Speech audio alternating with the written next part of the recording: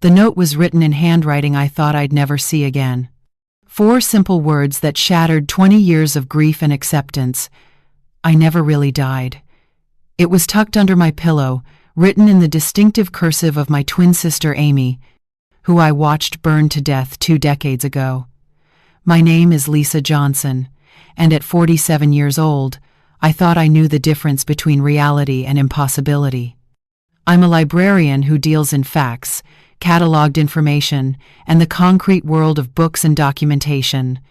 I don't believe in ghosts, supernatural phenomena, or messages from beyond the grave.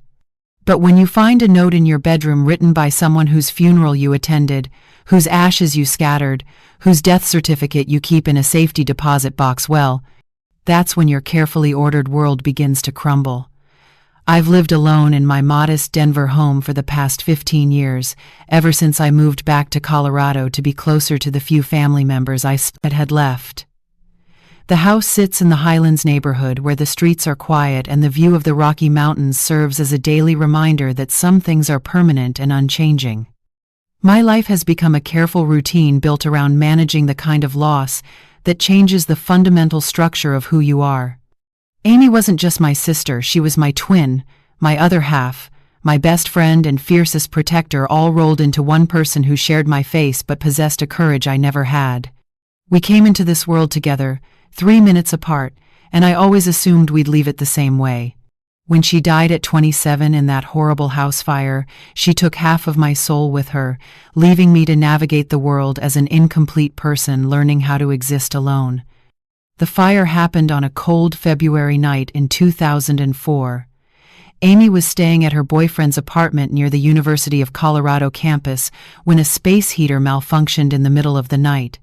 By the time the fire department arrived, the entire building was engulfed in flames.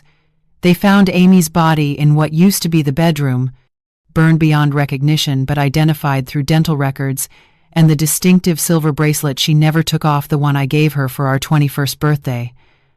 I was the one who had to identify her belongings. I was the one who planned her funeral. I was the one who chose the words for her headstone. Beloved daughter, sister, friend, her light burns eternal.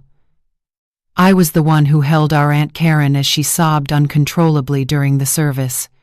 I was the one who scattered her ashes in Clear Creek Canyon, where we used to hike as children, talking to the wind as if she could somehow hear me promising to live a good life in honor of both of us. For 20 years, I've carried that promise like a weight on my chest. I became a librarian because Amy always said I had a gift for helping people find what they were looking for.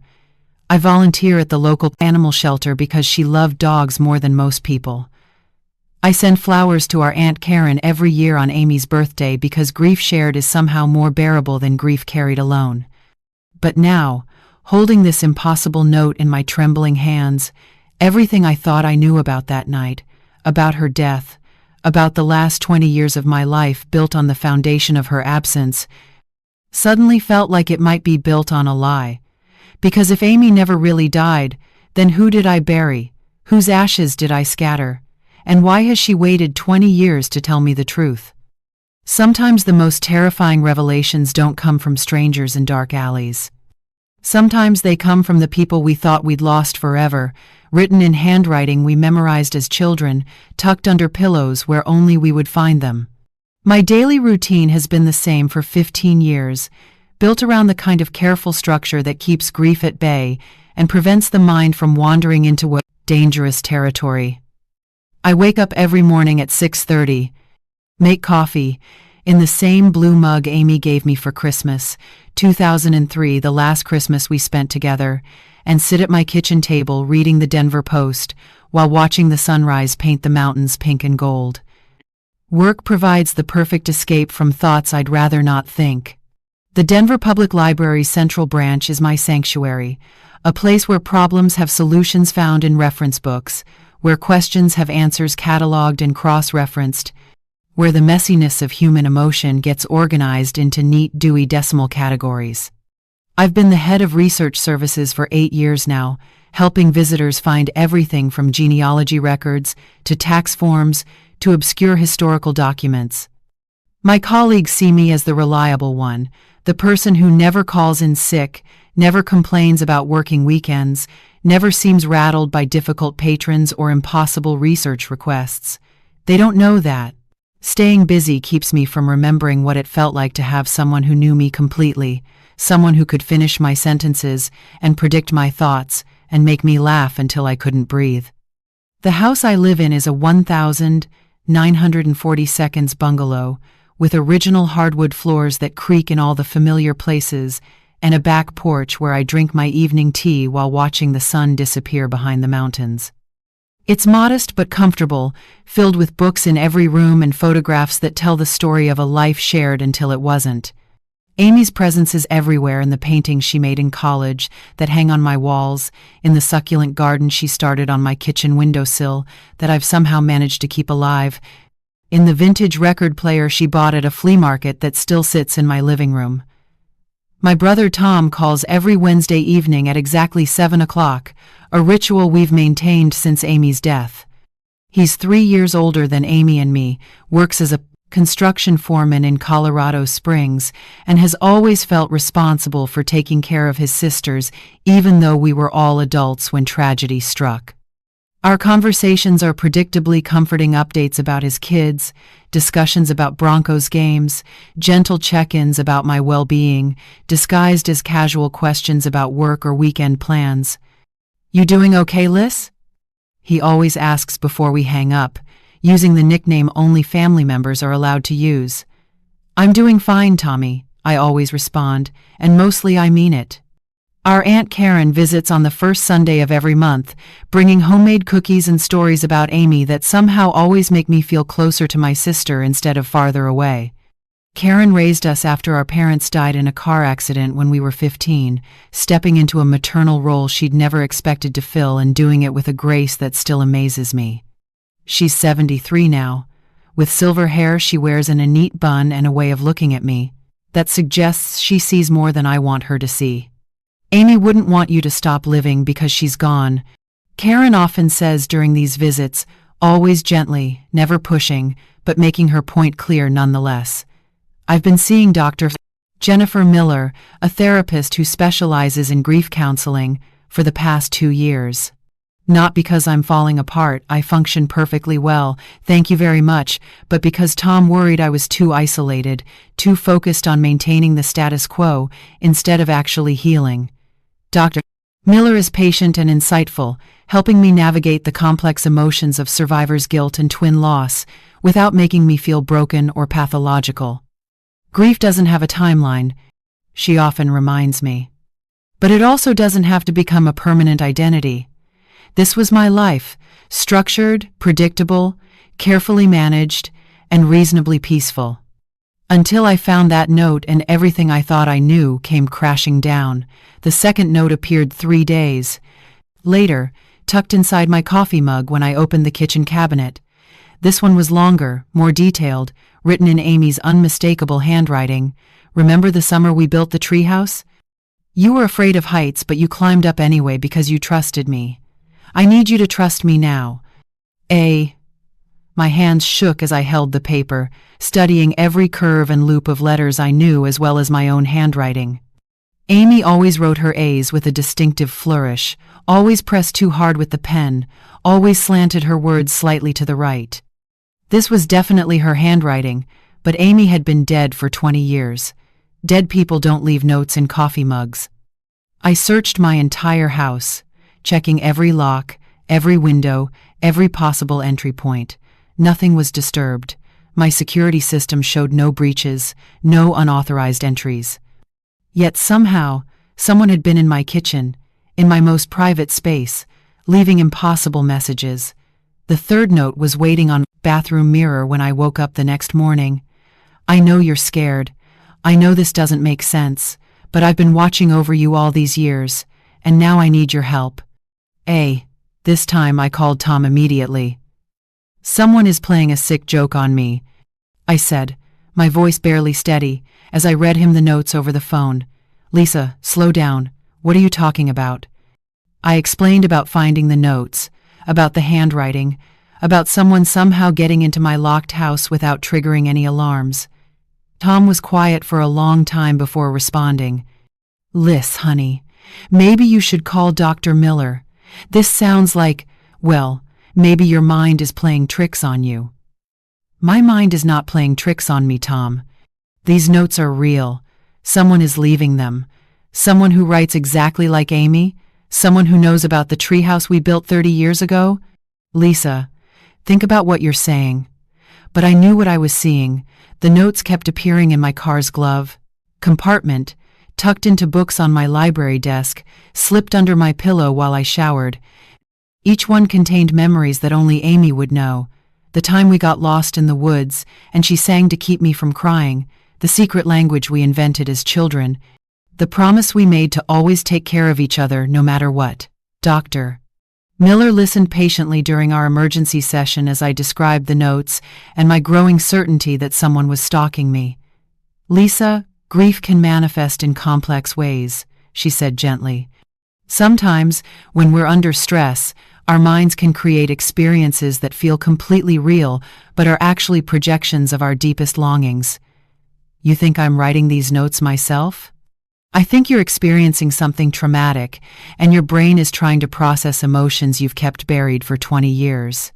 The handwriting, the memories, these could be your subconscious mind's way of giving you permission to finally confront your loss." I left her office feeling more isolated than ever. Nobody believed me. Tom thought I was having a breakdown. Dr. Miller thought I was hallucinating. But the notes kept coming, each one more specific, more personal, more impossible to explain away. The breakthrough came when I installed a hidden camera in my bedroom, determined to prove that someone was entering my house. When I reviewed the footage, I saw something that chilled me to the bone. The video showed me sleeping peacefully through the night, but in the morning, there was a new note on my nightstand that hadn't been there before. The camera captured no intruder, no movement, nothing that explained how the note had materialized. Either I was losing my mind, or something was happening that defied every law of reality I understood. The final note made the choice clear. "Meet me at our old place tonight. Come alone. It's time you knew the truth. Our old place, the treehouse." The location where Amy and I had shared our deepest secrets and made our most solemn promises to each other. Against every piece of rational advice, against the worried protests of Tom and Dr. Miller, against every instinct that screamed this was dangerous, I made a decision that would either prove my sanity or confirm that I had completely lost touch with reality. I was going to the treehouse. "Lisa, absolutely not," Tom said when I called to tell him my plan. "If someone is stalking you, the last thing you should do is meet them in an isolated location. And if you're having some kind of psychological episode, wandering around in the woods alone at night is incredibly dangerous." "Tom, what if it's really her? What if somehow, impossibly, Amy survived that fire?" "Lisa, listen to yourself. You scattered her ashes. You have her death certificate. She died 20 years ago, and whoever is doing this to you is a sick person who needs to be stopped, not accommodated." But I couldn't shake the feeling that there was more to this story than anyone understood. The handwriting was too perfect, the memories too specific, the emotional resonance too authentic to be the work of some random stalker. These notes felt like Amy, not just her handwriting, but her voice, her way of thinking, her protective instincts toward me. Dr. Miller was equally adamant during our phone conversation. "Lisa, I'm going to be very direct with you. What you're describing sounds like you're experiencing a dissociative episode, possibly combined with complex grief manifestations. Going to meet this presence could be extremely dangerous for your mental health." "But what if I'm not crazy? What if there's something I don't understand about what happened that night?" "Then we explore that possibility in a safe, controlled environment, not alone in the woods at midnight." Despite their concerns, my mind was made up. For 20 years I had lived with unanswered questions about Amy's death. The fire had destroyed so much evidence, and her body had been so badly burned that identification was primarily based on location and personal effects. What if there had been a mistake? What if Amy had somehow survived but been too injured, too traumatized, too afraid to come home? I spent the afternoon preparing for what might be the most important night of my life. I packed a flashlight, Amy's favorite book, The Secret Garden, that she must have read 50 times as a child, and a photograph from our 26th birthday, the last one we celebrated together. If this was really Amy, these items would prove I was taking her seriously. If this was an elaborate hoax, at least I'd be prepared. The drive to our childhood neighborhood took 45 minutes through winding mountain roads I hadn't traveled in years. The house where we grew up with Aunt Karen had been sold long ago, but I knew the new owners, and I'd gotten permission years earlier to visit the small patch of woods behind the property where Amy and I had built our secret fortress. The treehouse was still there, weathered and partially collapsed but recognizable. We'd constructed it the summer we turned 12, spending weeks hauling lumber and nails into the woods, creating a space that belonged entirely to us. It had been our refuge during the difficult years after our parents died, the place where we planned our futures and promised each other that we'd always be there when the other needed support. As darkness fell and I made my way through the familiar woods, with only my flashlight to guide me, every shadow looked threatening, every sound seemed amplified. My rational mind screamed that I was walking into danger, but my heart, the part of me that had never stopped hoping for some kind of closure, urged me forward. At 11:47 p.m., I reached the treehouse clearing. The structure looked smaller than I remembered, more fragile, like a childhood memory made manifest in rotting wood and rusty nails. I wasn't alone. A figure emerged from the shadows, and my entire world shifted on its axis. The figure that emerged from the shadows wasn't Amy. It was a young woman, maybe 19 years old, with long dark hair and eyes that looked hauntingly familiar. She was thin to the point of being gaunt, wearing clothes that had seen better days, and she moved with the cautious wariness of someone who had learned to expect danger from the world. "You came," she said quietly, and something in her voice made my heart skip. "I wasn't sure you would." "Who are you?" I managed to whisper, my flashlight beam trembling as I tried to make sense of what I was seeing. "My name is Beth," she replied, stepping closer. "And I think you're my Aunt Lisa." The words hit me like a physical blow. I stared at this young woman, studying her face in the uncertain light, and slowly began to recognize features that were achingly familiar. She had Amy's eyes, Amy's stubborn chin, Amy's way of tilting her head when she was nervous. "That's impossible," I breathed. "My mother told me all about you," Beth continued, reaching into a worn backpack. "She said you were the strongest person she'd ever known, and that you would understand when I was ready to tell you the truth." She pulled out a stack of notebooks, their covers worn and stained, held together with rubber bands and hope. "She wrote to you almost every day for 20 years. She wanted to come home so many times, but she was afraid you wouldn't recognize her, afraid you'd be ashamed of what she'd become." My legs gave out, and I sank to the ground beside the old treehouse. "Are you telling me that Amy was your mother?" Beth nodded, tears streaming down her face. "She died 3 months ago. Pneumonia. She'd been living on the street since she was 17, and her body just couldn't fight anymore. But the fire, her body, the funeral. There was another girl in the apartment that night," Beth explained, sitting down across from me. "A runaway named Crystal who had been staying there for a few days. When the fire started, my mom tried to save her, but the building was collapsing too fast. Crystal died, and Mom barely escaped, but she was burned so badly." Beth's voice broke as she continued. "The hospitals couldn't identify her because she didn't have ID, and Mom was so traumatized and disfigured that she couldn't speak for weeks. By the time she recovered enough to tell them who she was, Crystal had already been identified as Amy Johnson based on the apartment lease and personal items. Why didn't she correct the mistake? She tried, but no one believed her. A burned, homeless teenager with no proof of identity claiming to be a dead woman? They thought she was delusional from the trauma. And then, Beth wiped her eyes. Then she found out she was pregnant with me. She was scared, alone, ashamed of how she looked, and she convinced herself that you and Uncle Tom were better off thinking she was dead than seeing what she'd become. I stared at this young woman who carried my sister's features and felt 20 years of grief transform into something else entirely. She's really gone? 6 weeks ago, when she knew she was dying, she made me promise to find you. She gave me these journals and told me about the treehouse, about how to get into your house, about your handwriting and the way you think. Beth held out the notebooks. She wanted you to know that she loved you every single day, and that her biggest regret was not being brave enough to come home. With shaking hands, I opened the first journal and saw pages upon pages written in Amy's handwriting letters to me that spanned 2 decades, chronicling a life lived in shadows, filled with love and regret, and the persistent hope that someday she'd find the courage to come home. She never stopped being your twin sister, Beth whispered, even when she couldn't be anything else.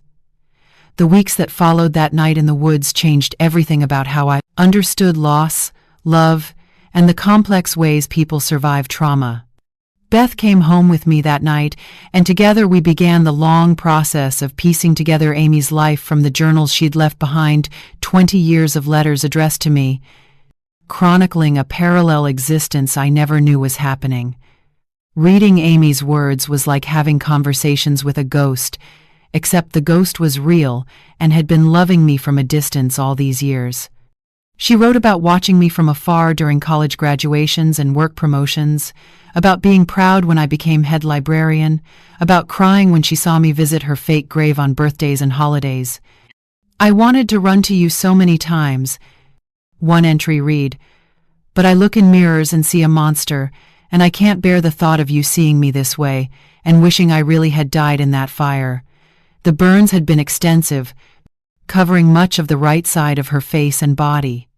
But more than the physical scars, Amy had carried emotional wounds that never properly healed: survivor's guilt over Crystal's death, shame about her appearance, fear that her family would reject her, and the kind of deep depression that made living on society's margins feel like the only option. Beth helped me understand her mother's mindset in ways I couldn't have grasped alone. At 19, Beth was wise beyond her years, shaped by a childhood spent taking care of a mother who struggled with mental illness and addiction while simultaneously being fiercely loved and protected. She used to tell me stories about you every night, Beth shared as we read through the journals together, about how you could find any book in the library without looking at the catalog, how you made the world's best grilled cheese sandwiches, how you always knew the right thing to say when she was scared. Tom and Aunt Karen were devastated and overwhelmed when I told them the truth. Tom's initial reaction was anger that Amy had let us grieve for 20 years while she was alive, anger that we'd missed decades of her life, anger that she'd died for real before we could reconcile. But as he got to know Beth and read some of Amy's letters, his anger transformed into the same heartbreak and complicated relief I was experiencing. Aunt Karen, now 73 and struggling with the revelation that she'd buried the wrong person, found peace in finally having a granddaughter to spoil. She and Beth developed an immediate bond, with Karen sharing stories about Amy's childhood that Beth had never heard, and Beth providing details about Amy's adult life that filled in missing pieces of our family puzzle. Dr. Miller helped me process the complex emotions of learning that my grief had been both justified and misguided simultaneously. "You mourned the loss of your relationship with Amy," she explained, "and that loss was real, even though Amy was alive. You couldn't grieve for something you didn't know existed."